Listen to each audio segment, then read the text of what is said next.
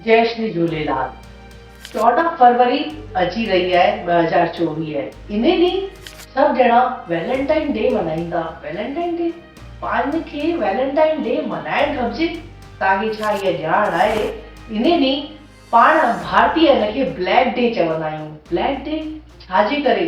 पंहिंजा 40 पंहिंजा जवान भारतीय पुलवामा ते मारिया विया हुआ।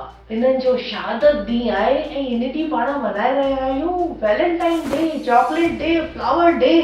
अरे पंहिंजा भारतीय पंहिंजा जवान जेके पंहिंजे घर पे विया, जेके पूरे अहिड़े हमले में उन्हनि सां जेको बर्बर अत्याचार थियो, उहे माउरूं, उहे ज़ालूं, उहे ॿार पंहिंजे पिता जो, को माउ पंहिंजे पुट जो, का ज़ाल पंहिंजे पति जो इंतज़ार में कयई ऐं इहे जवान 40 मारिया विया हुआ। चवंदा आहिनि अहिड़े शहीदनि खे, अहिड़े वीरनि खे नमन आहे कि जे पंहिंजे पाण खे जेकी ही पाण आराम सां ज़िंदगी जियूं पिया पंहिंजे लाइ करे उन सरहद ते CRPF जा जेके ही ट्रक विया पे, उन्हनि मां जेको ही जोरदार धमाको थियो पुलवामा ते, इहो 2019 में जेको थियो, उहो उनखे हींअर 4 साल पाण मल्हाए रहिया आहियूं कि इन शहादत ते पाण वैलेंटाइन डे मल्हाईंदासीं, हिते हुते घुमंदासीं, खाईंदासीं, पीअंदासीं ऐं मौजुनि में।